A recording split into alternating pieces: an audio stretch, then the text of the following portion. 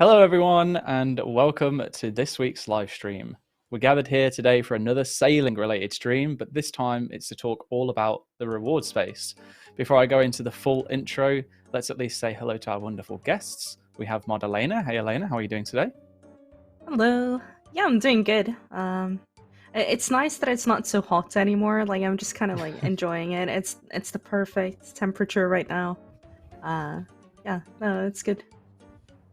Good. Yeah, I would agree with you on that one. Although I did just turn my fan on because I've closed my curtains and window for the first time since last live stream. And it's a bit warm in here now, but it's okay. And we also have Mod Husky joining us. How are you doing today, Husky? Yeah, I'm good. I guess I'd echo the sentiments of Elena. Like, summer is the worst month. Don't at me. Just who wants the temperature to be above like 20 degrees? Like 18 is just solid, you know. You're gonna trigger all the Americans in chat now. Like, oh, you don't know real heat. But like, why do I have to care like about how hot other people can take it? I just want to be comfy in my own life, right? It's a very fair point, but don't talk sense when you're on live stream. It's just it never goes down well. All right, well, let's talk about what we're going to be going over today. If you're new here, no worries. I'm going to sum up our new skill journey for you. First of all, let's talk about where we started, and that was at the green light stage. During that, we asked, do you want a new skill added to old school? And lo and behold, it passed a poll with flying colours. After that, we then went into community consultation, which is essentially where we worked with you to understand what type of skill it is that you would want. And then came the skill pitches stage, where we pitched 3 top-level skill concepts, polled them, and in the end, sailing was the one that made it through to the next stage, which is refinement, where we're at currently. Now, we've already shared our ideas for some areas of refinement. We've covered navigational mechanics, as well as core gameplay for the new skill. On Tuesday, we shared a blog that explained the massive reward space available within sailing. If you want to check out that, if you haven't already, type !rewards in the chat for a link to the news post. Obviously, rewards, they're an integral part of any skill. The dopamine boost you get when you unlock those rewards after a long grind, and when your commitment really pays off, are just absolutely unparalleled. So we made sure to propose a massive reward space for sailing, including, but going beyond things like cosmetics, content from new islands, new resources, ship upgrades, ship cannons, and many, many more. There's so much potential here, really too much for us to have actually been able to detail in a blog. Hence why we looked at reward space rather than specific ideas in regards to individual rewards. We want to work with you, the community, to essentially shape those should sailing pass the poll, but the reward blog should give you a good enough idea of what it is that we're trying to achieve or what could be possible.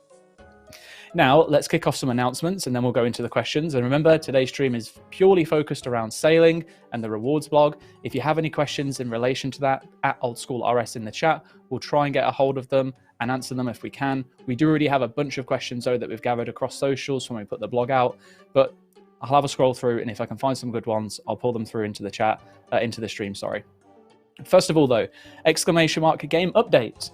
Foresters, we've heard your feedback. Forestry items have been added to the collection log. Let's go. You can green log that finally. All players should also now receive the final rewards from all events and more. Check out the full changes at !game update. Now, in case you missed it, the Deadman Apocalypse blog is finally here. You can check out the blog for a first look at the end of all things as Old School's most brutal game mode returns with an apocalyptic twist. !Deadman in the chat if you're interested in that. And for those of you who have already been keeping up with the news in regards to Deadman, we're actually working on another blog right now that addresses a lot of the feedback that we saw since we posted that initial Apocalypse blog. That should be out hopefully tomorrow. If not, it will be very early next week, but we are trying to get it out for you tomorrow, so you have some nice information to read over the weekend and hopefully answer a lot of the questions that you've all been asking. And then last but not least, we have Desert Treasure Rewards. The poll results are in, and we are extremely happy to say that everything has passed, which is fantastic. So for taking on the post-quest bosses, you'll be able to obtain Virtus Robes, 4 new Best-in-Slot Rings, the Soul Reaper Axe, and 4 Ancient Scepter upgrades. If you want to see the results of that, as well as the actual detail on the rewards, !DT2, the number 2, in the chat. Okay, so we should probably pay some homage to our wonderful creators that we've collaborated with on sailing work. So if we can, let's maybe bring up some images. And the first we have here are the infographics that the fantastic Gentle Tractor made. Husky, Elena, I'll let you take the sails. Take the sails. That's creative. Best thing I could think of. It's been a long day. Yeah. All good, all good. Yeah, I just love these infographics so much. Like, every time he just knocks it out of the park with the amount of detail in these. It's, yeah, such a cool way to kind of understand what's happening in the blog without having to read the blog, essentially. Yeah, very exciting stuff. I saw the turtle people resonated with a lot of people as well. They hold a special place in my heart. I love them. The turtle people are by far my favourite part out of the entirety of that blog, apart from the little blue tang. The blue tang is really cute. Blue tang is cute. How do you feel these in regards to going down, Husky? Oh, sorry. I prompted you and you were going anyway. That's okay. I don't need a prompt. Just you asked me to take sails, right? I've been informed by chat, by the way, that ships do in fact have wheels, so I could have just said take the wheel, but it didn't cross my mind. But yeah, these have been amazing. It's a pleasure as always to work with Gentle Tractor, Screepmonge and Hootie as well. Been amazing for helping us just really get that sailing information out there. We knew that when we were going into this involved the refinements, and I hope that 2-3 months later, players can really understand what we meant by an involved refinement. This isn't no 1 or 2 blogs, about a reward for a quest. This is massive, right? So yeah, these have been amazing at getting that sort of condensed information, and we were really worried about the idea of selling people, hey, sailing could contain a bunch of different rewards, right? It's almost like content that is selling content in that sort of weird abstracted level. The content that sailing that you could do on islands could be anything, right? But we still have to give these examples to sort of give people things to sort of get excited about and to latch onto, even if we don't know specifically what all of these do yet. So yeah, I think this has been a really good way, and I think the way it was all framed with the statement about tackling reward space instead of specific rewards. I think all that's gone down really well, and players seem to be super receptive to it. So yeah. Yeah, it's been really nice to see the overall reception to it. I think every time we get to one of these moments where we have to put the information in front of the players, it's just a huge pile of nerves within the office and the team, but each time the community has continued to impress us with their reaction and their feedback, so it's been really nice to see. One thing that I didn't touch on, even though you probably have seen it already on the screen as we've been scrolling through the images, is the thumbnail for the Sailing Rewards video. We had Screepmonge working on the video for us, and Hootie Tootie, the legend behind our thumbnails, has created this masterpiece alongside an actual model of his rendition of a griffin, which is what I think is awesome. We actually have a shortened version of the video to show you on stream, so maybe if you've not been keeping up with things, this will probably serve you well. So if we can, Mod Spear, let's get that playing if possible.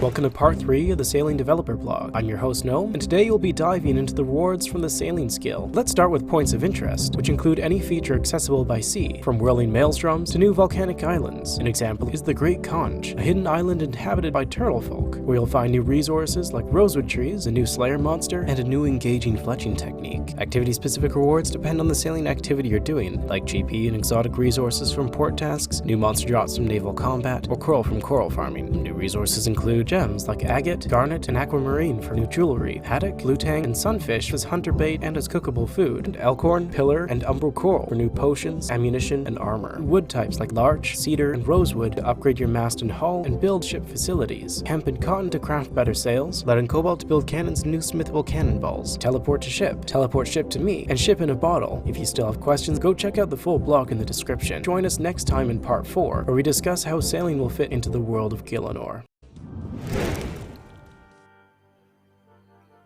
There we have it. Well, wonderful video. Hopefully you enjoyed that. If you want to see the full video, ! video in the chat for a link to that.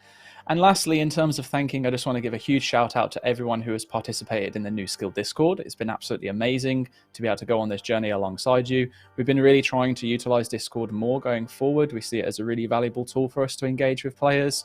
with the stage discussions, constant updates and announcements and such.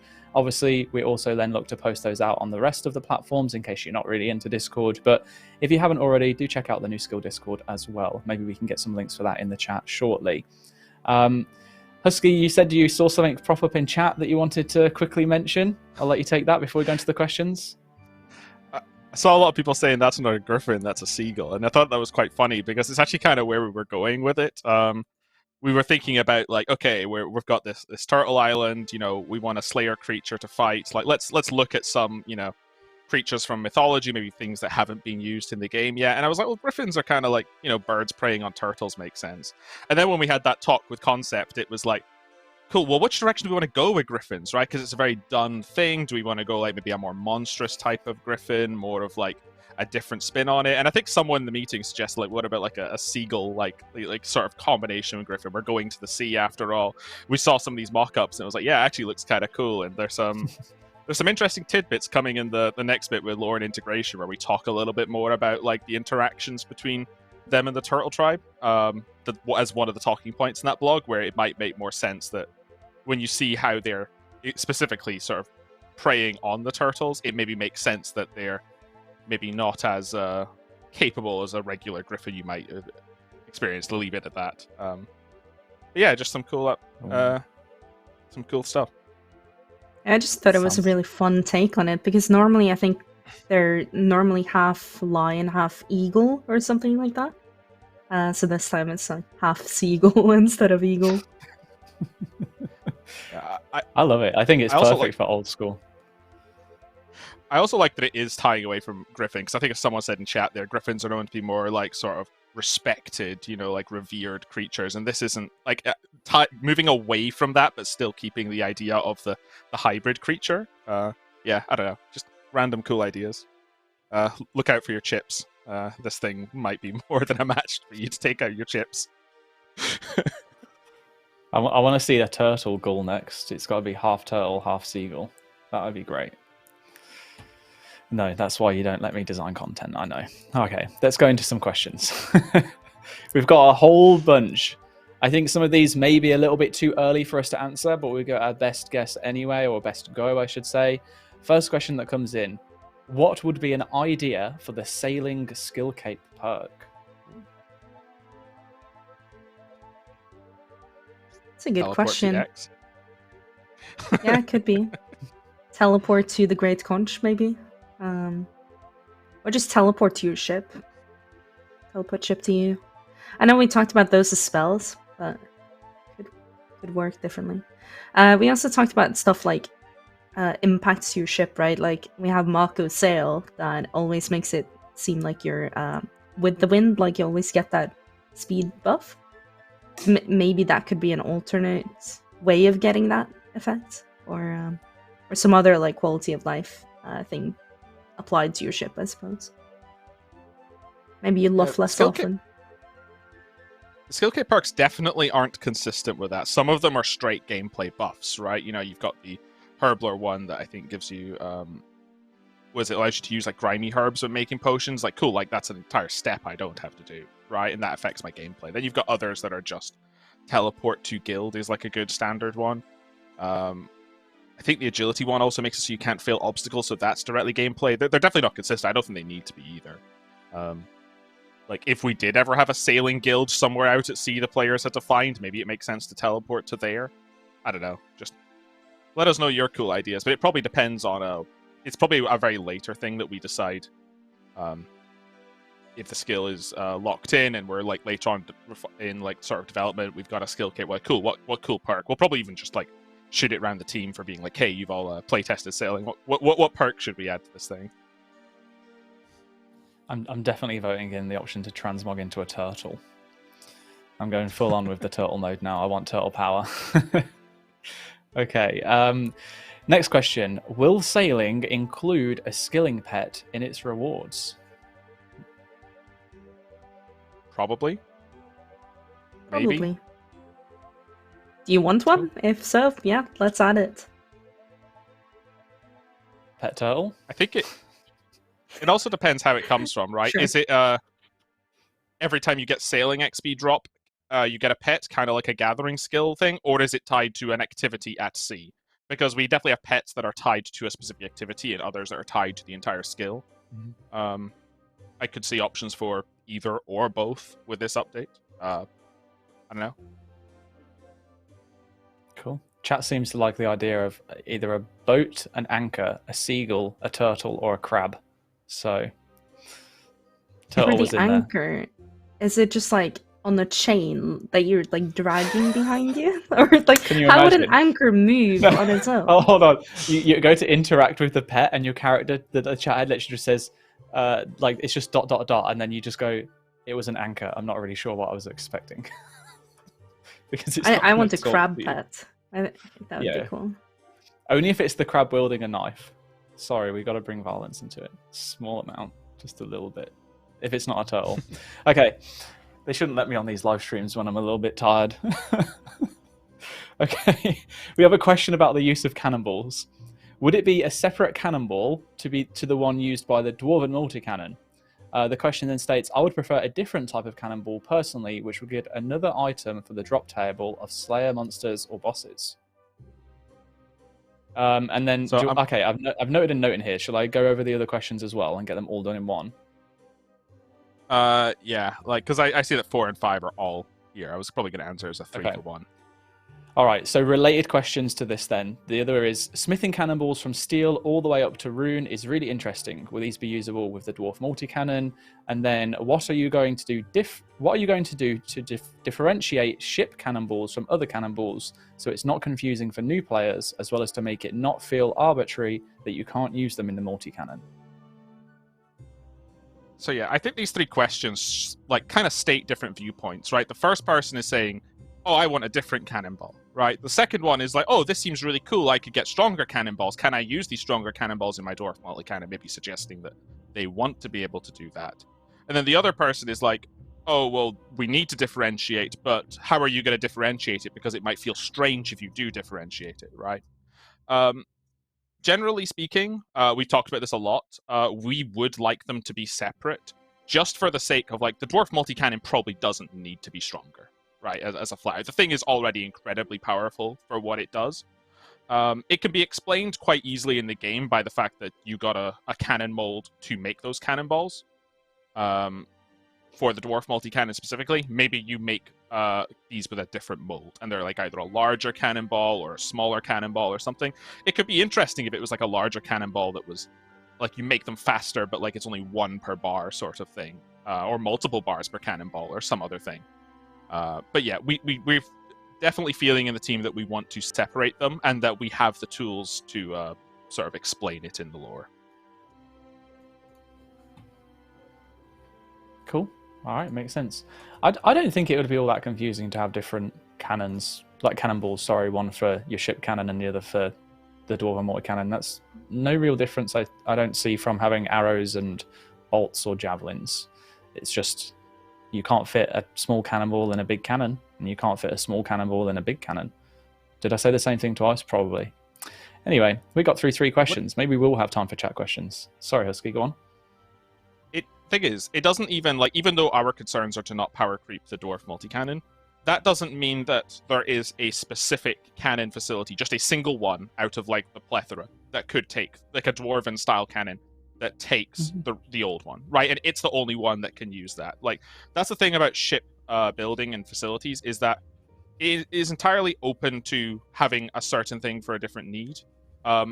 We are less concerned about using existing cannonballs in the ships. I'm more concerned about using more powerful cannonballs with a Dwarf Multicannon, and that's why we would separate them. I saw a few comments. It kind of felt like I needed to elaborate that there's one outcome that we don't like, and the other one we're okay-ish with. Cool. All right, that makes sense. Thank you, Husky. I appreciate it. The next question then is, can the hand cannon from back in the day be a reward attainable from sailing? I used to hate that thing in PvP. As fun as it was, my god, when someone pulled that out, I knew I was dead. I mean, we could look into it. Again, I think like very specific rewards like this are things that we're going to be looking at during the development phase. So we'll bring all of this up again, right, and have another conversation about it. It does remind me of the conversation we had like really early on in sailing. Like we talked about, what could sailing possibly be, and we talked about pirates and all that. And like in a lot of pop culture, you have like guns and that kind of stuff related to pirates, and we're considering like should we go down that route, but it does feel like quite a different age, doesn't it, to what we have in Gillinor right now. But Yeah, that said, like imagine taking a musket out to. yeah, exactly, like Pirates of the Caribbean style, but probably don't want to go down that route just yet. It would kind of render all like swords kind of useless, right? I'd also like to add, and this is like a recurrent theme throughout some of the questions I've seen, and especially like it's come up a ton in the Discord, right, where we tend to think on a slightly more abstract level as far as like the reward space, and players tend to jump straight into specifics, right? Of, hey, can we have this specific reward from sailing? And in a lot of cases, it's maybe, I don't know. Depends if players want it, and it seems like such a cop-out answer. But when it comes to reward space for this, what we wanted to avoid was pitching, like let's use the hand cannon example, right? And we said, hey, you're going to get the hand cannon from sailing, and we suggest that as a really good reward. And it's got a very specific effect that players have in mind. And players go, no, I don't like the hand cannon. I'm voting no to sailing because I don't want the hand cannon. And that is something that we didn't really want, because like we're not even attached to the hand cannon. If we give like very specific rewards, players could get very invested in that, and that could steal the narrative entirely away from like what we want to get across is, let's look at the reward space in general and see if players agree on the reward space. It's something that we saw a lot with warding. Like version 3, and if we had a version 4 of the blog, include that as well, didn't have battle wards, but players were still talking about battle wards up to the poll day, even though we scrapped it immediately after seeing players wanted it. And it's just about making sure we don't give like potentially contentious specifics that players don't like understand that we've scrapped that from the design, because there's a lot of information going on. It's very hard to digest like something as large in design space as a skill as it is. We are obviously trying to break this down into 4 or 5 blogs instead of the approach that Warding did, where it said, here's a 40-page design document, go read. And then here are amendments to the 40-page design document. So a lot of this is just in making sure that like we get players on the same page and agreeing with us on the high level before we look into specifics. Because if sailing passes lock-in, we'll definitely be coming to you guys with follow-up poll questions for, hey, here's an idea for a very specific reward from sailing. Is this something that you would like in the game? And then that means that we can have those like pass or fail, whether people like that specific reward, without necessarily it like being related to the skill. Do you know what I mean? I hope that kind of makes sense as to why we're taking this approach. But we do see a lot of players jump straight into the, could you have an island that introduces these people, gives these reward, has this boss? And I'm like maybe, but it's far too focused in detail for where we currently are at as a dev team. On that topic as well, I just saw a question real quick from chat. Sorry, I'm jumping ahead a bit. Go ahead. But someone asked, what's the difference between that, like the hand cannon example, and some of the specifics that we have mentioned in the blog, right? And I think a lot of the specifics that we have mentioned mainly reward you internally within the sailing skill. So for example, Mako sails sound incredibly powerful, right? But only within sailing. Whilst the hand cannon, it's kind of implied that it affects the rest of the game, and suddenly it has a way bigger impact than an internal reward. Mm-hmm. That's a really good point, actually. Thank you both. Really good explanations. Hopefully, chat, that helps explain a lot of the thought process behind the blog as well. Let's move on to the next question. And this is in regards to combat. So if I'm not mistaken, I'll try and imagine that I'm a player that has been quite detached from this before I ask the question, in case some people aren't too sure. We've mentioned in the past before that combat on a ship would be different from standard combat, so that if you were using, say, for example, the cannons on your ship, that wouldn't grant you combat experience like using a Dwarven Multicannon would give you, ranged experience. So the question here is, though, will players be able to attack monsters from their boats with ranged or mage in addition to using cannons that are on the ship as well? And I presume that's to understand if you could get traditional combat experience whilst get sailing combat experience too. It's an interesting topic. I'm not sure whether we can say yes or no definitely right now. My inclination is to say probably not. Just because I like immediately my mind jumps to like, okay, what are all the ways you can sort of like abuse that, right? So can I sit on my ship next to a monster that is on land and just safe spot it that way? Is that kind of weird? Doesn't sound ideal. That said, there will be plenty of opportunities for you to train traditional combat via sailing, and that could either be on your ship, like if you're boarded by a pirate, for example. Maybe we have like a sea monster attack that actually like kind of imagine a kraken tentacle right on your ship that you need to like attack or something. Or whether you go off your ship, right, onto a different ship, onto the sea monster that you're fighting, or onto an island to do stuff there. There'll be plenty of opportunities to do that as well. So I think maybe it's easier if we kind of just separate those two. Yeah, that's my early thinking at least. How do you feel, Husky? It's interesting because we definitely spoke about traditional combat on a ship, as you mentioned. We're like, oh, a pirate has boarded my ship. Of course I can cast spells, shoot them, or attack them with my scimitar or whatever it is, right? My gut thought was actually to allow it, but I never thought about like safe spotting from land. So maybe it's just you can attack if you're on a ship, you can only attack entities at sea. I know that when we were talking about like how to make cannons feel more impactful, we were early thoughts, like not confirmed chat, but just like what if cannons were dealing like damage in the ×10 factor, right? Where like sea creatures have like, you know, tens of thousands of health and you're dealing like, you know, hundreds of damage to them to make it feel more epic and on a larger scale. And at that point, if you were shooting or using magic, it's like a maybe all the cannon facilities are taken on board and you have your entire crew, but they're at least helping, peppering the creature with 10s and 20s and 30s. Maybe that could be a cool way to do it. I'm cautious to mention the whole multiplying by 10 damage because I know that's what like RuneScape did with Constitution, but that's not. I feel like that's separate when it's like we're just talking about the grand scale of like a sea creature being massive. Because I think the idea that these creatures are larger than life is like a fun and exciting part of sailing to me, where you think about like all these creatures that live out in the depths of the sea. That's like a big identity to like what makes the sea so thrilling and exciting for a lot of players. All of these things are things that we would inevitably want to talk to players about, though, like sort of post lock-in, maybe during betas, see how things feel, because it might just feel really janky to shoot mage at things over your ship, or it could be really fine. It's sort of hard to know until we're there doing it, especially because the ship could be moving. So, like, what happens if you're auto-casting in range and then you move away? Like, how does that work from I'm no longer in range? Do you kind of just dance across the boats, like, trying to get in range, you know, like when you're trying to shoot, like, a lesser demon at the back of, like, sorry, a black demon, sorry, at the back of the cage in the, what's it called? The dungeon near Watchtower, right? You know, you're out of range and you can't reach it. I don't know. There's probably solutions. But yeah, these are just early thoughts, because I guess we haven't really spoken about it too much, so you're getting the sort of unfiltered dev initial thoughts. I love it.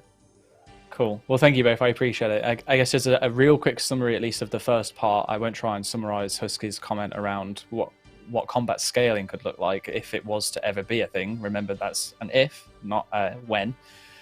Is that for now, in regards to attacking monsters from boats with ranged mage, it's probably not going to be happening. However, if you were looking to get traditional combat experience whilst doing sailing, you will have options such as other NPCs, maybe even players boarding your boat that you would then have to attack with traditional attack styles that would grant XP in the normal way, or going off to places that you can only access via sailing. But in terms of ship combat, that is very most likely, at the moment at least, going to stick to just being sailing related experience. But who knows? There's still a whole load of work for us to do. We haven't developed it yet, so that could change, and we will keep you updated. Okay, talking about experience, actually, there is another question, not so much about combat this time, and this is in regards to how XP will work for all activities at sea.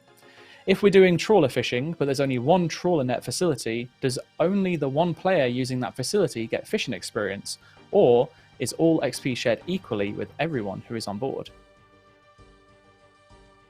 So I think there's definitely scope for different sort of secondary activities to work slightly differently from each other in terms of how rewards are given out.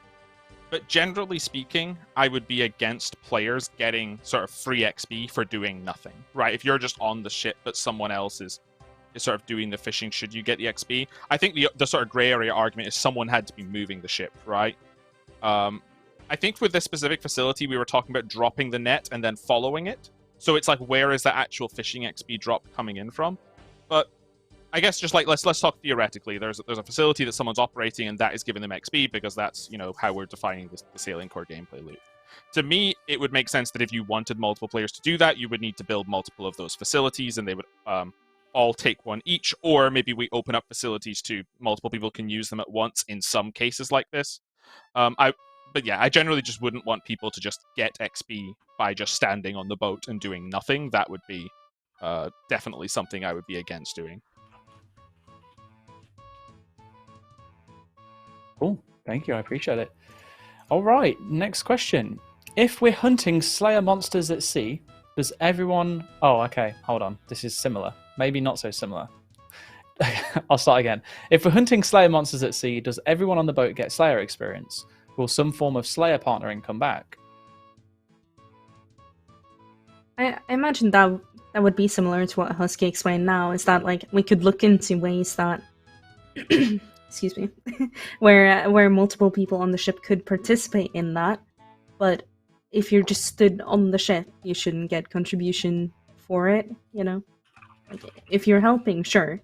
If you're doing nothing, no. It sounds like there's an entire system that needs to be developed and thought out and designed, like, separate for this piece of content that we haven't got to yet, because we know the content itself sounds really fun, but maybe this is the idea of like the finer details we need fleshed out, put to a design blog later, and decided if you guys want this activity in the game.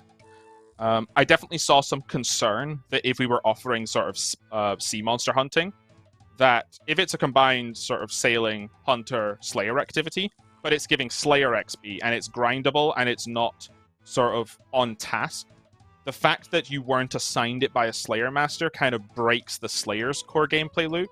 So we could have a world where you're assigned to kill these creatures and that requires a slayer level, and theoretically you could do that as a group. That could be one design. Alternatively, we could say it just requires a slayer level to have the knowledge to slay the creature, but you're primarily, like, it's like slayer is the requirement, but not the XP you're getting from the activity. That could be another route we go down. I think this just kind of highlights that a lot of the activities themselves, like, would need their own, like, specific blogs fleshed out and worked through with the community to reach a design that they're happy with. But we have ideas for how things could work.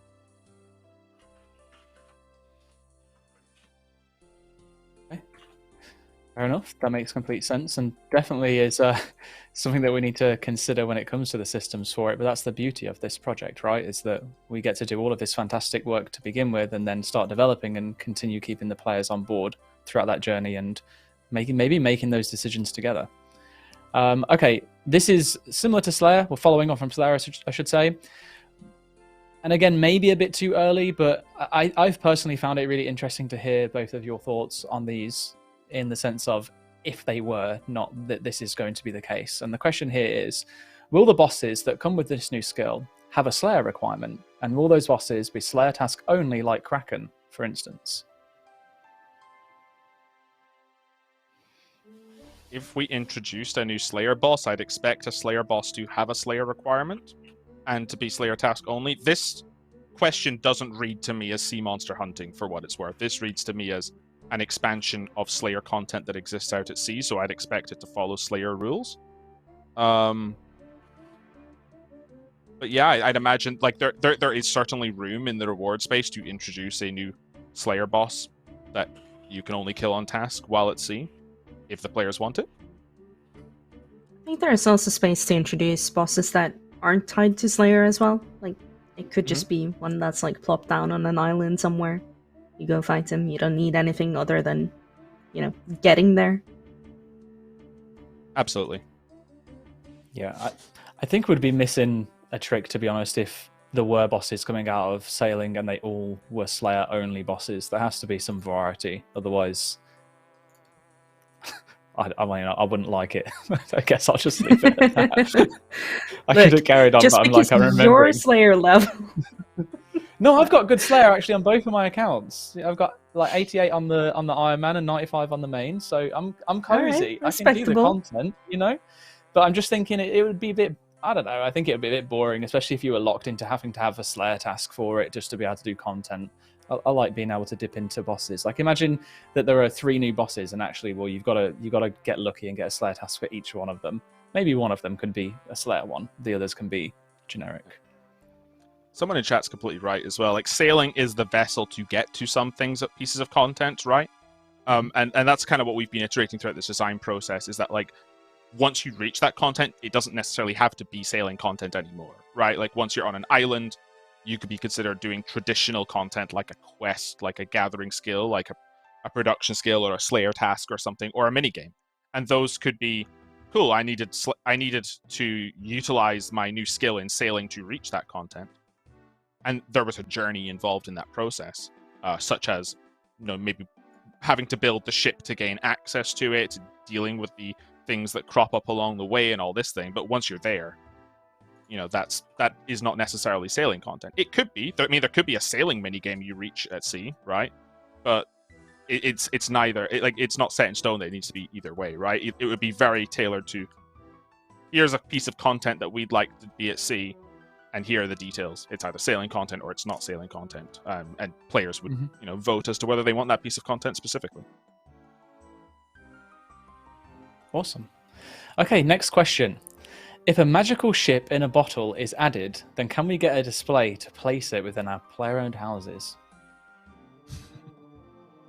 Be a nice way to store ships when you don't want to sail them, Just have a little shelf and put a couple of ships up there.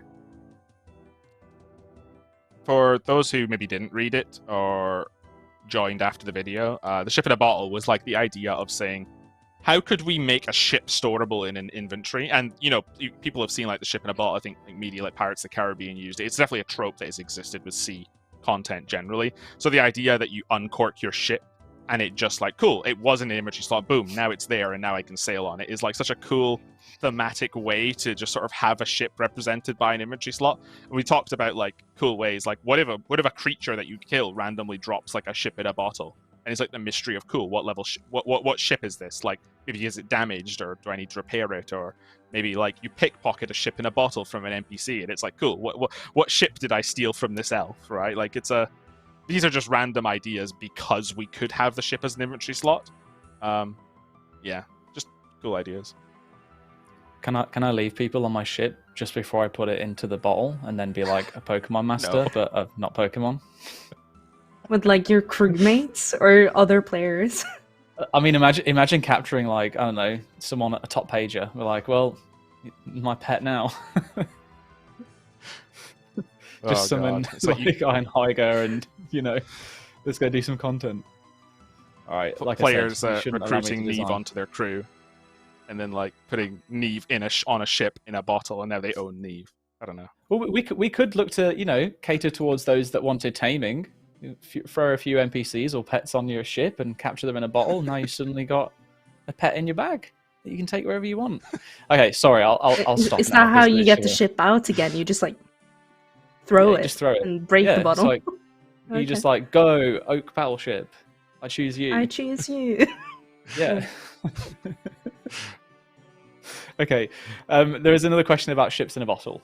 If we have the ship in a bottle item form, would we be able to board anywhere, or would it be limited to ports? You ever tried to ride your bike indoors in Pokemon? He It's knows. not the time nor place for this. Yeah. Like, what do you think would happen? Like, you're mid-fighting the Wardens in the middle of Tombs of Masca, and you have a ship in a bottle, and you're that. I know what. I'm just going to uncork my ship right now. I don't know what players expect to happen. Does the Warden just get crushed? Like, I mean, yeah, we would need you to do it at a port, right? And the idea is that, like, you would... I'm losing it. Well, we have to have some funny interaction where they can actually do that, and the ship does actually come out of the bottle in full form, but it just crushes everyone. And not at the NPCs. It's just like, well, what did you expect would happen? New way to die as a hardcore Iron Man. Yeah. getting crushed to death by your ship in a bottle. I think I cut you off there, but you were saying like it would pretty much have to be limited to ports, right? And I presume from what you said before, Husky, that the main reason for the ship in a bottle is to be able to store a ship in your inventory, as opposed to, or be able to get them as drops, you know, as opposed to being able to just suddenly board your ship in the middle of the Alcaret Desert. Yeah, and it's a cool way to even think about, like, say there's like I don't know, a shop that sells you your starter ship or a bunch of starter ships to get you on your way. It's a cool way to do shop stock, right? It's like, cool, there is a basic ship, a basic small ship, a basic large ship, for example, right? And you go, okay, I'm gonna start off. I want a new large ship. I'm gonna start off with a basic large ship, and then you know exactly what you're getting, and it starts off with a bunch of basic facilities, and then you choose what you want to remove, add, upgrade, etc. It really feels like so many purposes having like a ship in a bottle, from like a very practical standpoint for the player, but also a really cool like in-depth world building. Because already I'm thinking like, this is where we were talking about like why you might need a magic level to do it. It's like, cool, well, how does this work? Are you now glass blowing a new thing from glass and then enchanting the glass to be able to do this? And then like, is it a wizard that helps shrink your ship to put it into a bottle? What if that's now a teleport, like sorry, not a teleport scroll, like a spell scroll that another player can use, or maybe they have the magic level to do it themselves, or maybe there's people at port who can provide the service for you. And then you start getting into these cool sort of lore building things that sort of attach themselves to sailing just by having this cool idea of a ship in a bottle. We talk about a lot of ideas like this in the lore integration blog that we're currently working on, but yeah, just a lot of cool like thematics that you can attach to it. Awesome, thank you for the insight. There is another question, kind of related. This like ship in a bottle is popping off. Everyone loves the ship in the bottle. To be fair, I did see it very popular on socials. This one goes into detail about the rewards. So some rewards, like the magical ship in a bottle, while cool, seem odd to just be immediately available to players and would fit more naturally, in my opinion, as a quest reward. Is the team open to taking some of the more outlandish rewards, such as certain crew members, ship in a bottle, maybe the Mako sail, and adding them later as quest rewards? Yeah, we still need to decide like where things come from and when in your journey, right? I think that's probably, if sailing passes the lock-in poll, that is one of the first things we'll do. Is like we'll sit down and we'll plan out, okay, what do you unlock when, and really try to map out that journey. I think that it's a big quality of life early on to be able to kind of move your ship to port. Like, say that you're out sailing and then you teleport out and now your ship is just there. Like, what happens to that? We need some sort of like retrieval service or a teleport of some kind to bring your ship back to port, essentially. And I think that the ship in a bottle could potentially do that. Like, maybe when you teleport out, actually the ship just automatically goes back in the bottle, right? But if we don't give the ship in a bottle early on, we need alternative things that are somewhat good, but then the ship in a bottle would give like additional quality of life, right?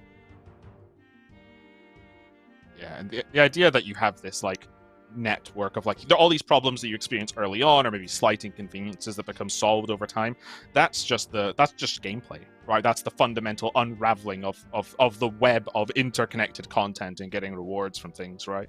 And we have to decide what's appropriate, right? We obviously don't want things to be absolutely unwieldy from the get-go just for the sake of having them as unlocks, but at the same time having player power sort of unlocked through progressing through the content is like, that's fundamental MMO gameplay. I do think ship in a bottle would be like a really cool milestone to work towards, though. Like, oh, I just want 50 sailing so I can get ship in the bottle kind of thing.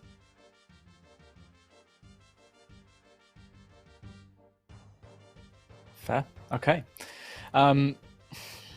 Husky has left a note to say that he'll answer this question, the next question, the next question, the next question, and the next one after that. So, what do you want me to do? Shall I read through all of them? They're quite short questions. Let's put the main one on screen because I believe that it's probably most relevant to all of them. And then I'll quickly run through the others and then we'll let Husky go wild. So, the main question here is, how do you plan on keeping the new resources valuable as time goes on?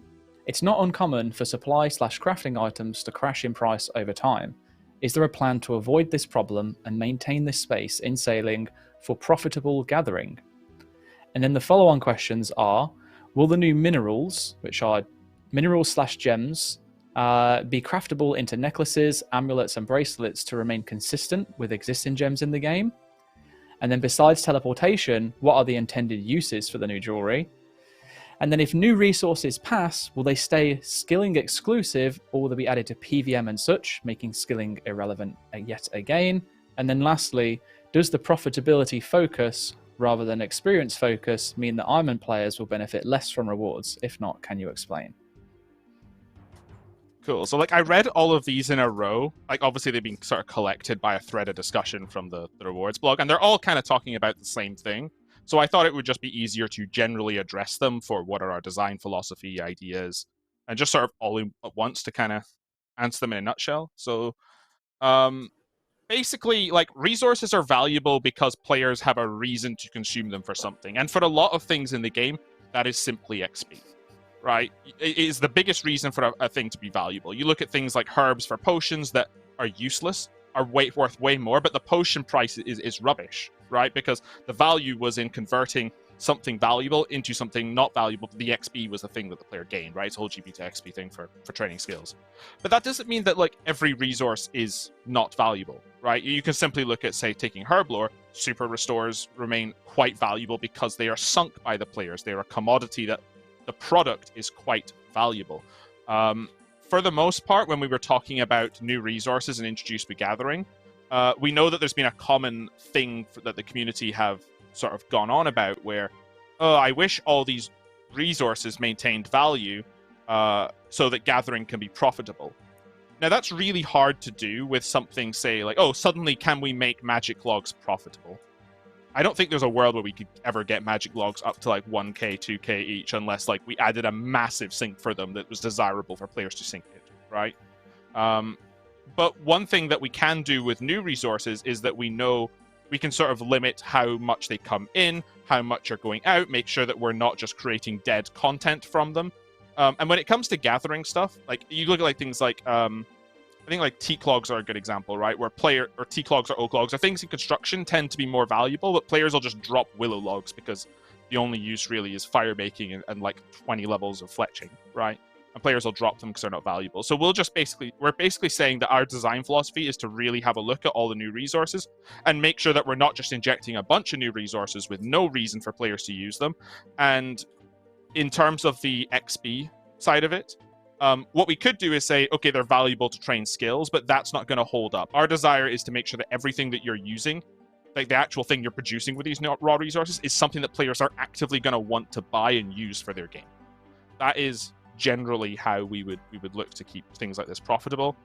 There are suggestions about things like gems and necklaces and amulets remaining consistent with existing gems. I don't think they have to be consistent. You can look at things like topazes and jades and stuff that didn't used to be jewelry, but that was eventually added with the silver jewelry. They had other uses. But that doesn't mean that I'm opposed to adding new necklaces, amulets, and bracelets, presumably because a piece of content like sailing, which is like an expansion of content, is probably going to want you to teleport to a lot of new places. So that's already a good sync for some of these things, right? If players are repeatedly buying this charged jewelry to go to places, that's kind of fitting what was mentioned earlier. Besides teleportation, what are the intended uses for new jewelry? I mean, this kind of depends on what the content that is released is. We could either be looking to poll you guys on buffs to existing content. That's something I've seen as a hot topic with sailing, where some players are like, ooh, you're saying don't touch the meta, but I'm kind of hoping that sailing changes a bunch of things in the meta. And then we also have players saying, good, I don't want all my XP rates for stuff to be balanced. And I think we would just look at that on a case-by-case basis. We'll have a proposal. Some of them will, like, they'll slide into the meta at a certain place. Some might be better. Some might be sort of horizontal progression, and players will let us know if that's something they're interested in. And then if they're added, would they be added to PVM and then counter-do everything that we're doing? I think this is something that we would generally try to just, as I said, control where they're coming from. If they're added to PVM, they're probably going to be in low supply, or maybe on creatures, like that is the reason you're killing the creatures, but maybe at a lower income rate than if you did it manually yourself. It's something that's really hard to balance, and it's something that even hesitantly I would say probably not, unless it made sense to do so. And then finally, the profitability focus rather than XP focus. Does that mean that Iron players will benefit less from the rewards? Not at all. In fact, I think the complete opposite. If a resource is valuable because the product is useful to players, then surely that's going to be really good for Iron players because they're going to want the product and they're going to need to make it themselves. Arguably, you can say that something like insert random secondary ingredient for useless potion here is probably not very valuable to Iron players because they don't want that potion. I can't think of one off the top of my head. Like, I guess potato cactus for magic potions would be like the first thing to my head. I know pretty sure you can use potato cactus for something else. Like, the players are only using those for the XP as Iron players, right? But they're not that valuable in large supply. Whereas something like Wine of Samurai, very useful for Iron players because ranging potions are something they use all the time, and it's valuable not just for the XP but for the product. So yeah, big whole talk on some of the rewards and our sort of philosophy. All of these are just really hard to sort of give you guys concrete examples until like we're at that stage of saying, hey, let's introduce a new piece of content with sailing. We're past the lock-in poll. Let's pitch an idea to you guys. And then we're going to be thinking, cool, what are the rewards for these? We know that we want to be looking at new resources. We know that new resources are good, exciting part of a skill. They're healthy for the game. We don't add a lot of them, so we're kind of looking to do that. We might look to pitch things based on this reward space that we're crafting for you now. So, yeah, hopefully that ramble makes sense. That was a great ramble. I really like the way that you wrapped it up towards the end as well. Like, at the end of the day, we can't offer specific rewards until we know what those rewards' purpose actually will be. There's no point having teleport jewelry if there's nowhere that you need to teleport to. And the only way we'll determine if there are places to teleport to are by talking to you about those new places in the first instance. So I'm really looking forward to what comes next if Sailing should pass the poll, because we really have so much potential to just create something that's never been made before. And think about all of the issues that are present in the current game and how we can potentially avoid them by something as large as Sailing with its whole new area expansion alongside of it. So yeah, Elena, was there anything that you wanted to add on to that, or shall I move on to the next question? No, I think Husky was spot on. I do love a good Husky ramble. We do. Okay, so in a similar vein to resources, we've been asked if the new choppable woods can be burned or fletched into arrow shafts. I think so. It kind of is the same as Husky was saying, right? Like, this is just very specific rewards that we could do or we could not do. It entirely depends on what players want when we get to development of this. I'm not opposed to it. I think it would be good for the game to generally have like more things to tie into other skills. But I don't think it has to as well. Like, there are logs in the game that can't be fletched, for example, or can't be fletched. Yeah, there are. I'm pretty sure. Like, take mahogany logs, for example. You can only make, what is it, like a stock from them. You can't make, like, traditional, like, bows and that kind of stuff. So I think it makes sense that different resources work differently. I would like to, like, make them burnable, but it entirely depends on what the player base wants as well. Like, we need to make a proposal, basically, for where it fits in as well between other logs. And it's all, like, very detailed development territory. Yeah, I think burnable's pretty free, right? Because we're not worried about the product from being burnable, right? Like, it's just... we could set that this new log becomes an amount of fire-making XP, and if players want to use it for that, they can. The fletching stuff is the difficult part, right? And even... like, we would want whatever you're fletching based on the ramble I just had to be desirable to fletch into. Otherwise, like, kind of what's the point? Arrow shafts are kind of free in a similar way, right? Because, okay, cool, now they give a bunch of arrow shafts. Like, we know what arrow shafts are for. That's still, like, tied separately. But in terms of... I definitely like to look at each log and talk about some of the things a bit more openly with the community. Like, for me, it doesn't sit well that redwood logs can't be made into a short bow. Like, or a plank. Like, you could see, like, there's a bunch of hardwoods in the game that tend to fall into this is used for construction, and then you've got like softer woods which are used for weaponry, and redwoods kind of sit at like neither. So like as a designer, that I'd rather like say, cool, here is a category of logs and here are the rules that they follow, right?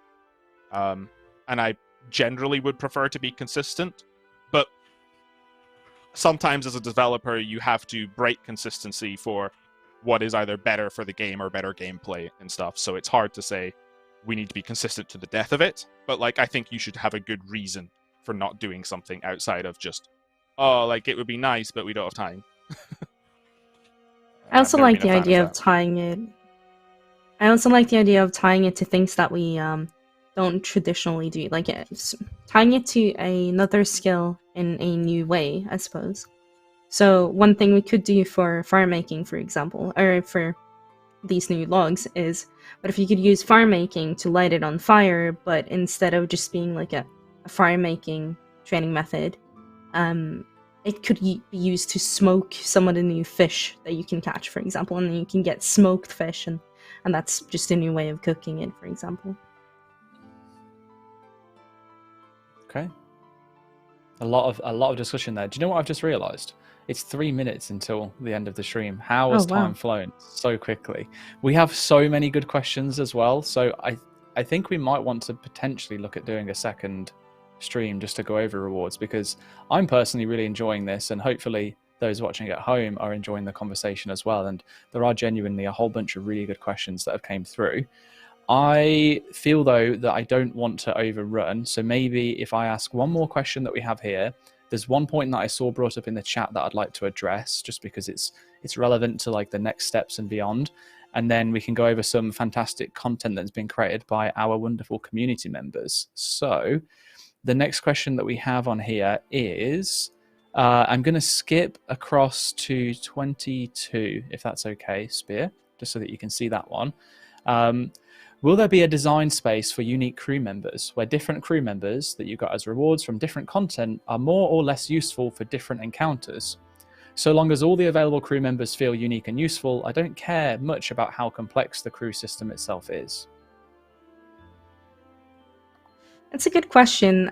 It's something that we're actually not sure where to go with either, because we could see a potential there of the crewmates, you know, having different abilities, and some are really good at this one thing and others are really good at this other thing. Maybe one's like an expert cannoneer, but he is really bad at fishing, but someone else is really good at fishing. That could be a way to go. We actually have a question about this in the survey that is linked in the blog, so you know, let us know how you feel about it, because we're open to the crew system being relatively simple, and there's a beauty in simplicity, I think, as well, where okay, I just want to automate stuff, I don't want to think about it, I just want you to fix my sails now and then, like trim the sails, that's it, that's your job.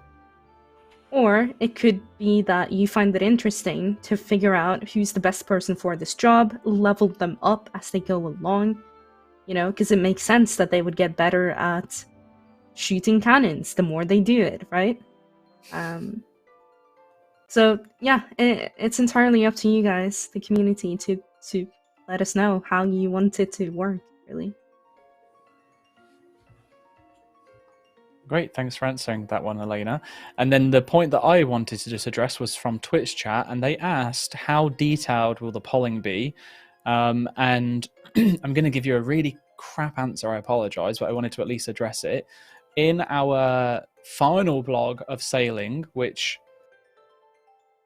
excuse me, will come shortly after we finish up with lore and integration, we'll basically go over like a whole summary of all of the stages of refinement into one, condensed into one blog, so that you can see everything that we've worked on in as much detail as we can fit into that, at least. And in there, we'll basically detail exactly how we're going to be approaching polling going forward, in terms of not only for adding the question for, not only for the question, should we add this skill in the first place, but then also what would potentially come after that, and what kind of level of detail that you should come to expect. So questions around polling, I would say just wait on those for now. We are committing to showing you exactly what it is that we intend to do when it comes to polling. But for now, the first question most likely is going to be a simple question of, should sailing be added to the game? And then we will then go on to further refined questions to really nail down the specifics of different features, mechanics, rewards, areas, and all that kind of stuff. But we've still got some work to do on our end. We're still going through the process of planning and finalizing it all, but we will share it with you once we're there. Okay, now let's wrap up quickly with some content. And we have an image here from Uber. Is this? Oh, sorry. It's from Leha Matthew, and it is Uber's version of Flooper. This is well, and the note says Uber created Modjev's turtle concept art in 3D, and it looks incredible. Big up the turtle gang. It's so cool. I love it. I need them in the game is. now. Uber is super talented. I got really confused by the notes here because I read the handle first and I was like, no, I'm sure this was from Uber. So apologies, Uber, but great work on this. Really, really like it. All we need now is a little colored bandana across the head and a different weapon in each hand. Turtle power. Let's go. No, Elena and Husky do not like the idea of Ninja Turtles in old school. Okay. Let's bring up the next one, which is from Hootie. If you saw this in the video, fantastic. If not, here it is, going from concept art to a rendered model. And this is Hootie's version of a griffin, interpreted from Modjev's concept art. Similar to the turtle just before as well from Uber, that was also Modjev's concept art that it brought from. Both done absolutely fantastic jobs, I feel. This looks awesome.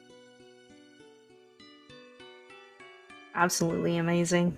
I still like giggle every time I see this type of griffin. Like, it's just so original. I love it. It is great. Okay, and then we have this comes in from a scaper on Reddit known as Ninja Gamer Elite, and this is Cyclosis Island concept art for a potential new island that could come from sailing. Very cool. I love seeing stuff like this. Yep. Like, I actually just want to include a player-designed island as part of the launch. Like, if it passes lock-in, like at some point when we're later along the line, just do a competition that, hey, design an island, and the community, like the winner, will be put to a poll for the community to suggest what goes in the game. So I just love seeing stuff like this. Like, because yeah, it is awesome. Next up, we have a glimpse to sailing from the talented OSRS Love from Reddit.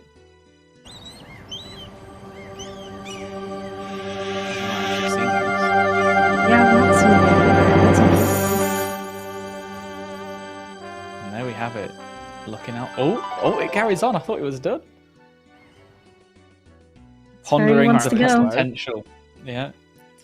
Riley's really loud for them. Oh, well, unfortunately, I can't hear it, so enjoy the tunes.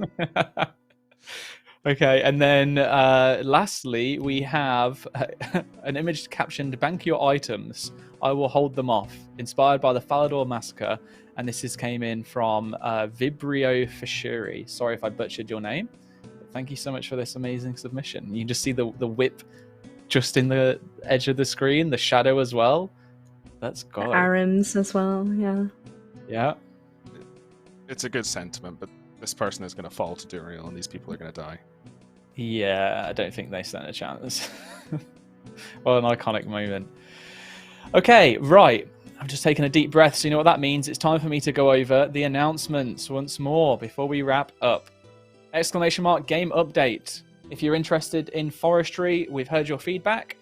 Things such as the collection log is now updated to include the forestry items. You should now receive the final rewards from all events and a bunch more changes. Make sure you check out the full change log over at the Game Update news post with ! Game Update. If you're interested in a bit of PvP action, the Deadman Apocalypse blog is finally here.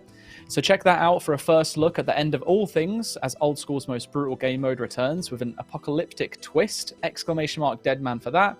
And if you missed it at the start of the stream, I did mention we do have another blog in the works. Mod Goblin is hard working away, making sure that that gets ready for release. We're going to try and get it out for you tomorrow. It may be early next week, but most likely will be tomorrow. And hopefully that will answer some of the questions that you've asked. Yes, chat, I realized the slip in my wording. Don't take it too far. I'm already embarrassed enough as it is.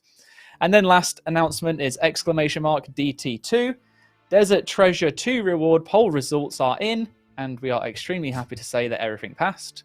So for taking on the post-quest bosses, you'll be able to obtain Virtus Robes, 4 new Best in Slot rings, the Soul Reaper Axe, and 4 Ancient Scepter upgrades. !DT2, that's the number 2, if you want to see all of the information in regards to that. And that, my friends, is the end of this week's live stream. We'll try and slot in another one at some point, perhaps, to go through the rest of the questions, because there are some really good ones still left to get through. Otherwise, I just want to say a big thank you to Husky, to Elena, to Spear, to Vex, to Yumi, and I am going to get told off for forgetting the last name again, maybe, for all helping out and making the stream happen. Thank you so much to chat for being amazing and watching, and for asking all of your wonderful questions. Husky, Elena, anything that you want to say before we close off? No, I'm super down to do another one next week. There were more things I wanted to talk about as well. So, yeah, like if we can fit another one in, that would be bloody awesome. Am I tripping, or is the turtle spinning faster? Yeah, it is spinning faster. It is Mod Spear. Okay. Yeah, Thank God. I was like, I know, but it's been a long day and all, but oh my God. Spear's just sipping a can of Monster at the moment, and it's just... End the stream already, come on. Oh, yeah. But honestly, guys, it's been amazing to see how receptive everyone's been to the blog. It was really, really exciting to see just, yeah, how much you guys love it. It's always a pleasure. So hopefully you'll still enjoy the... I can't look at the turtle. It's too distracting. Hopefully you guys still enjoyed the lore and integration vlog. We'll see you next time. We put in a ton of work. It's so nice to see like all that work is actually people are happy to see the work we put in. So thank you, everyone. Yeah, we're getting close to the end now. It's all becoming real. Oh dear. All right. Anyway, we can carry on talking forever, but we can't. So have a good evening, everyone. Thank you so much. Good luck in RuneScape. Hopefully you get fantastic RNG. And if you don't see any of us on socials beforehand, have a wonderful weekend. Bye.